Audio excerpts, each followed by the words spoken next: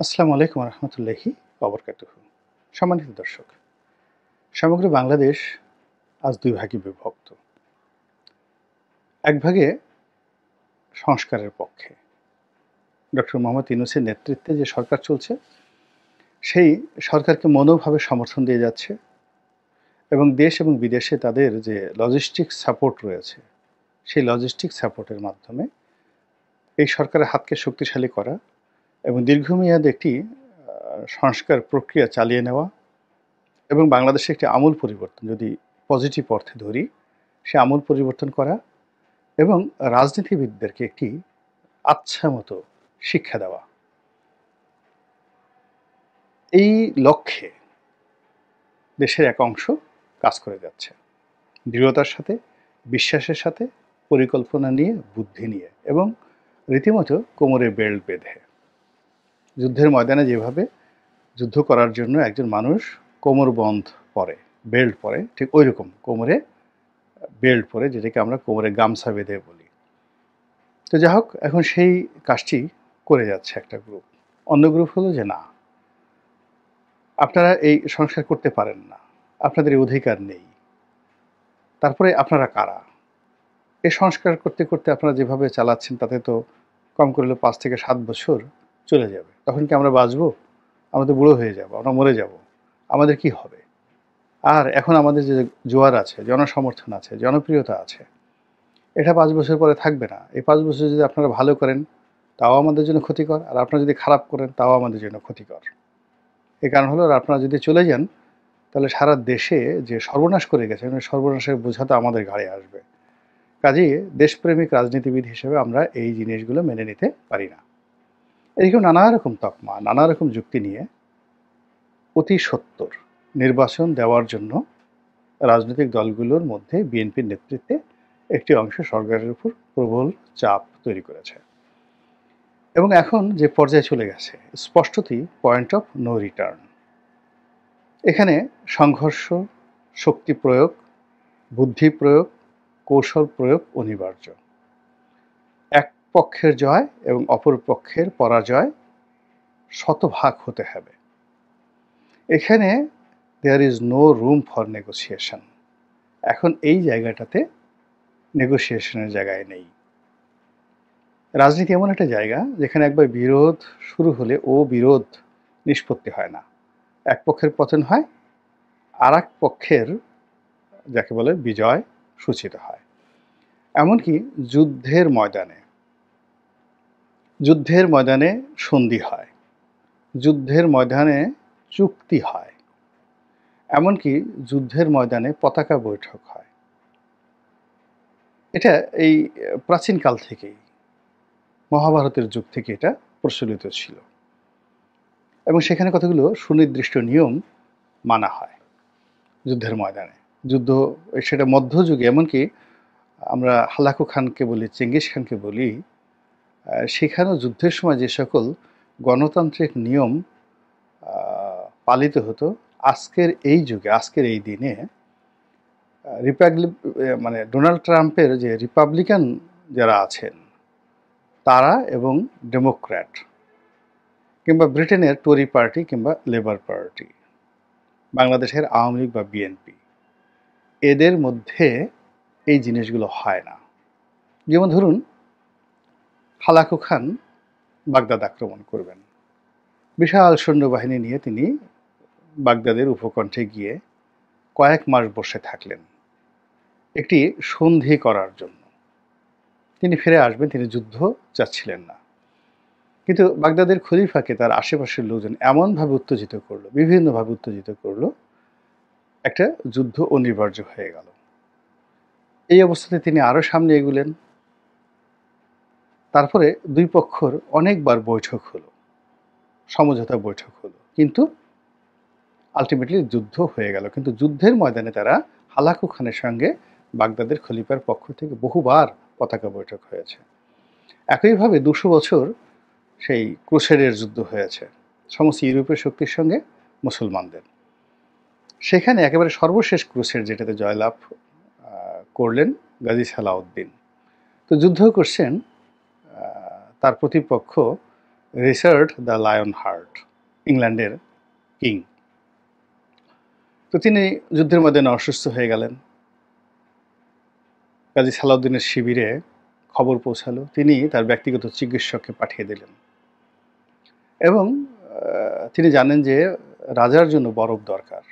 এর কারণ হলো ইংল্যান্ডে তারা যে পরিবেশে থাকেন তাদের সব খাবারের সঙ্গেই বরফ দরকার। কিন্তু এমন জায়গাতে রাজার সৈন্য শিবির ছিল, সেখানে বরফ সংগ্রহ করা অসম্ভব ব্যাপার ছিল। তখন রাজা যেন নিয়মিত বরফ পান সেই ব্যবস্থা, তার যে সাপ্লাই চেইন, সেই চেইনে তাকে আলাদা করিডোর দেওয়া হয়েছিল এবং তার সেই শিবিরে, রাজার শিবিরে বরফ পৌঁছে দেওয়া হতো গাজী সালাউদ্দিনের সেই নির্দেশে। এটা ছিল যুদ্ধের ময়দানে। কিন্তু এই একই ব্যক্তি গাজী সালাউদ্দিন সাহেব, তিনি যখন রাজনীতি করতে গেছেন, ইমামউদ্দিন জঙ্গি, নুরউদ্দিন জঙ্গি এই পরিবারের সঙ্গে, কিংবা তার চাচার সঙ্গে তার যে বিরোধ, কিংবা তিনি যে ফাতেমীয় খলিফার পক্ষে প্রধানমন্ত্রী হিসেবে নিয়োজিত হলেন, ওখানে কিন্তু কোনো এরকম রাজনীতিতে নিয়মকানুন ছিল না। যুদ্ধের ময়দানে নিয়ম থাকে, রাজনীতির ময়দানে নিয়ম থাকে না। তো এই কারণে কি হলো যে রাজনীতির ময়দানের যে বিরোধগুলো, এই বিরোধগুলো কখনোই নিষ্পত্তি হয় না, যুদ্ধের ময়দানে নিষ্পত্তি হয়। যুদ্ধ করে এক পক্ষ শক্তি হারিয়ে আর এক পক্ষ বিজয় হয়। কিন্তু রাজনীতির ময়দানে উভয় পক্ষই জীবিত থাকে, এখানে সমস্যাগুলো সমাধান হয় না, ধামাচাপা দেওয়া থাকে, অপর পক্ষ ক্ষমতা পেলে প্রতিশোধ গ্রহণ করে। কাজেই রাজনৈতিক বিরোধগুলো যুদ্ধের চাইতেও ভয়াবহ। সেই বিরোধটা এখন বর্তমান অন্তর্বর্তীকালীন সরকার বনাম বিএনপির মধ্যে লেগে গেছে। বিএনপির মধ্যে জামাতের লেগে গিয়েছে, জামাতের সঙ্গে বিএনপির সঙ্গে আওয়ামী লীগের লেগে গিয়েছে। এবং যেটা আগে আওয়ামী লীগের সঙ্গে জামাতের ছিল, আওয়ামী লীগের সঙ্গে বিএনপির ছিল এবং আওয়ামী লীগের সঙ্গে ডক্টর মোহাম্মদ ইউনূসের ছিল, এই টোটাল বিরোধটা আবার এখন মাথাছাড়া দিয়ে উঠেছে এবং ভিন্ন আঙ্গিকে। ফলে এখানে আপাতত শান্তির সুবাতাস কিংবা এখানে নেগোসিয়েশন এটি সম্ভব হবে না। পুরো বিষয়টাই হলো এক পক্ষের বিজয়, অর্থাৎ বিএনপি জিদ ধরেছে যে ডিসেম্বরের মধ্যে নির্বাচন হতেই হবে। যদি ডিসেম্বরের মধ্যে তারা নির্বাচন আদায় করতে না পারে, তাহলে এটা তাদের নৈতিক পরাজয়। এবং ডিসেম্বরের মধ্যে নির্বাচন হবে কি হবে না, এটা আমরা জুন, জুলাই, আগস্ট আমাদের লাস্ট এন্ড, মানে বিএনপির লাস্ট এন্ড। আগস্টের মধ্যে যদি বিএনপি এই দাবি আদায় করতে না পারে, নির্বাচনের তফসিল ঘোষণা করাতে না পারে, তাহলে বিএনপি যাকে বলা হয় একেবারে ম্রিয়মাণ হয়ে পড়বে, মাটির সঙ্গে মিশে যাবে এবং নির্বাচনটা অনির্দিষ্টকালের জন্য পিছিয়ে যাবে, অনিশ্চিত হয়ে পড়বে। আর সেই নির্বাচন যদি জানুয়ারি মাসে দেয়, বিএনপির ইচ্ছার বিরুদ্ধে নেতিয়ে পড়া বিএনপিকে যদি একটা নির্বাচন করতেও দেওয়া হয়, সেই নির্বাচনের ফলাফল বিএনপির পক্ষে আসলেও পরিণতিটা হবে জাস্টিস আব্দুস সত্তারের যে সরকার হয়েছিল, ঠিক সেই সরকারের মতো করে। এটা এখন প্রকাশ্য, এটা আমি নতুন বলছি না, আমি হয়তো আগে বলেছি, কিন্তু এখন সবাই এই একই কথা বলছে। অন্যদিকে বর্তমান যারা সংস্কারের পক্ষে, তারা বুঝে গেছেন যে এই সংস্কার প্রক্রিয়ার সাথে ইতিমধ্যে যে সকল আমলা জড়িত হয়েছেন, কামলা জড়িত হয়েছেন, রাজনীতিবিদ, ব্যবসায়ীরা, তাদের একটা বিরাট সিন্ডিকেট কিন্তু গড়ে উঠেছে গত 7 মাসে।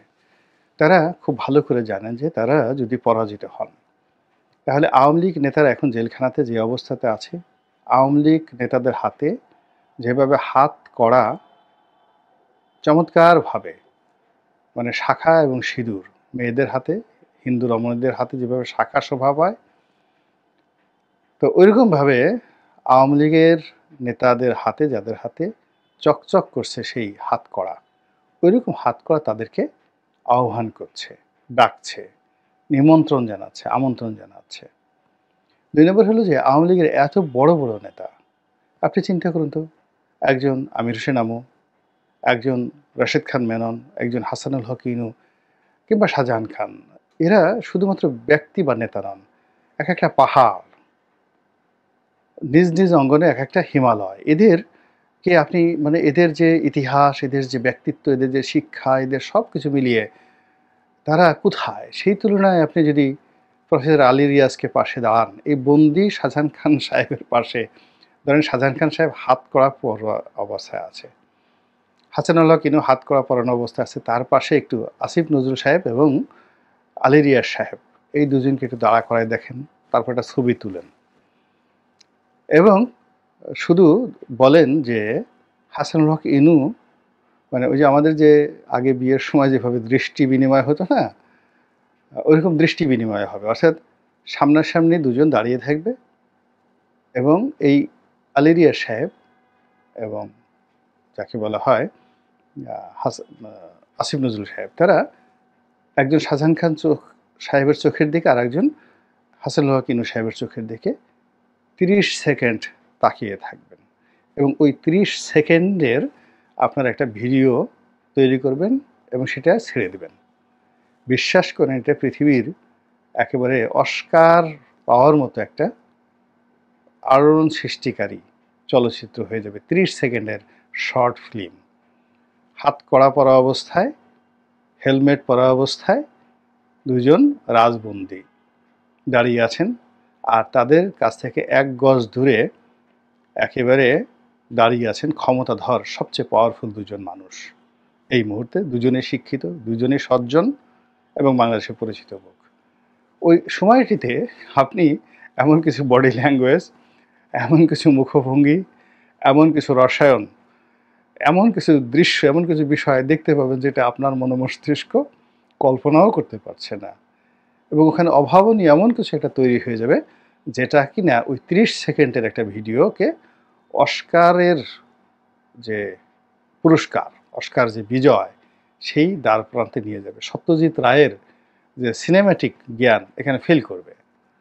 এখানে ঋত্বিক ঘটকের মেধা এখানে ফেল করবে।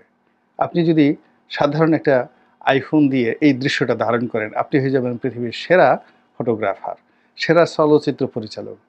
ডেভিড ক্যামেরুন আপনার কাছে ফেল মেরে যাবে, স্পিলবার্গ আপনার কাছে ফেল মেরে যাবে, আপনি হয়ে যাবেন মহান। ওখানে কল্পনাই করতে পারবেন না। এবং এখানে এই 4 জন চরিত্র, তাদের কোনো সবাক নয়, একদম নির্বাক দৃষ্টিভঙ্গি। এই নির্বাক দৃষ্টি